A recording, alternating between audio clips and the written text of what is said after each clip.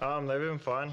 I was talking to someone this morning, just saying how it's been like being on cloud nine, and eventually I got to come down, and I got some tests this week in school, so I'm sure those will bring me down. But it's been a lot of fun, just with the team. Always celebrating a victory is good, especially a big one like that. So, we just got to get onto this week now and move forward.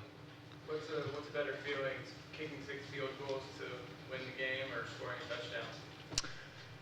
They're different. I don't know.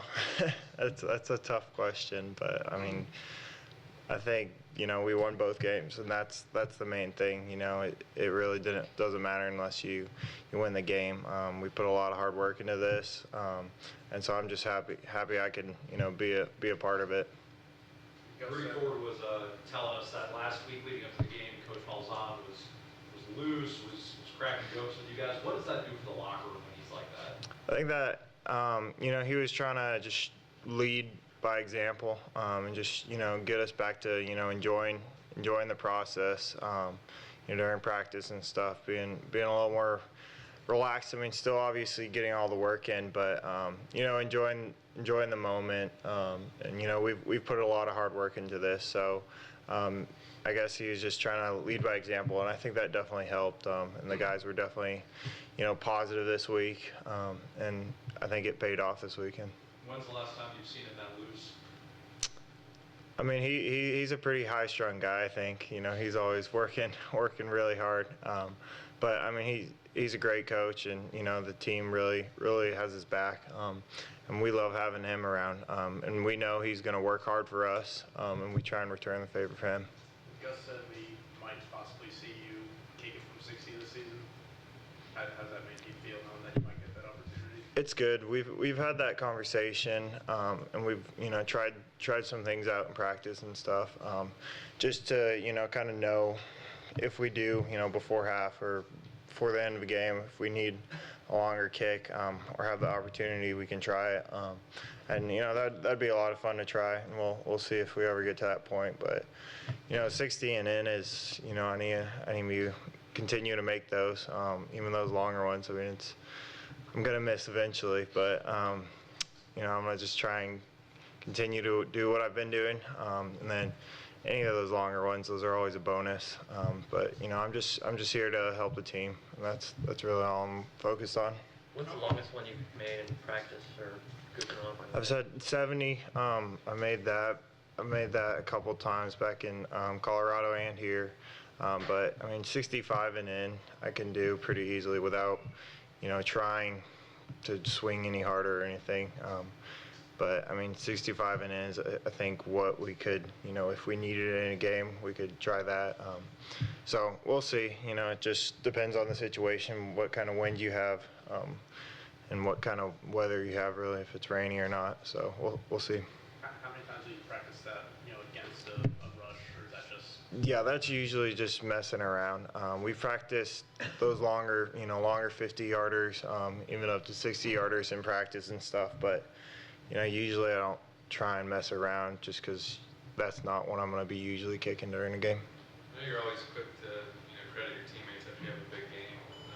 Do you think Tyler Stovall, how underappreciated do you think he is? Very. He's a guy that obviously doesn't need to be playing football. He's had a ton of success in his life, and the fact that he would come back to want to be a part of the team, and just support the guys, and the leadership role he's taken with that, being the oldest guy on the team now, I think, and just for me, the amount of work he's putting into holding, which a lot of people overlook, but it's extremely important. And who knows what I would be doing without a holder like him. What's he like kind of off the field? I know he's got married. He's over at his house. So it's different, obviously, but I've obviously developed a really good relationship with him. His wife, my girlfriend, and his wife actually work out all the time together. So I get to go hang out over there. It's like being part of a family almost. A lot of guys joke around about him being Papa Stovall, is what we call him. So it's fun to have that experience and be able to get over there and get a home cooked meal and stuff. Colorado, I'm sure you've answered this Long story. My parents went to Bama, so my mom has family in Birmingham area, Trussville, Alabama. My dad came over from Sweden, and I didn't want to stay in Colorado. They ended up living in Colorado just because they couldn't figure out whether to live in Europe or Alabama, I guess. And I grew up watching SEC football, and when I got in contact with Auburn and stuff and visited, I just fell in love with it here. Did you grow up an Alabama fan? I did, yeah, I did. I wasn't a diehard, but I grew up playing soccer so much that I never, really imagined I'd be playing football or anything. But when, in high school, that kind of all shook out how it did. It's funny how I ended up here, but I was never a diehard, but I did enjoy watching Alabama football growing up. But I don't know. I think hopefully my kids are going to enjoy Auburn football a lot more. Has your family since converted a little bit? Oh yeah, definitely. My parents and stuff are huge. They're always wearing orange and blue. Grandparents that live in Trussville are still big Bama fans, but they'll come and cheer for me every once in a while. What kind of soccer player were you when you played? How so? I mean, what position did you play, or what was your style of play? I played midfield mainly, and I like to think I was good, but I played a lot growing up and stuff, and I had some smaller schools talk to me a little bit, but junior year I really stopped just because I knew at that point football was what I wanted to do, and I didn't want to risk injuring anything or doing that, and wanted to put all my focus into football. Do you study other kickers? Yeah, I do. I mean, a lot of NFL guys that have been there, at least 5-10 years. There's a lot of guys that are doing it at a very high level over and over again. So I think there's a lot I can definitely learn from guys like that, and even other college kickers. I get a chance to go out to Wisconsin for these Coles kicking camps and stuff, just to compete with other guys, and you pick up little tricks and stuff here and there. Which NFL guys? Specifically, I wouldn't say anybody in specific, just kind of everybody in general.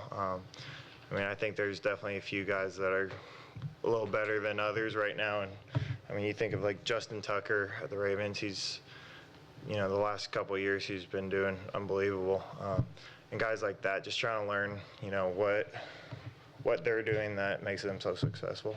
Is it weird or even a little surreal to be a kicker, getting as much attention as you've been getting?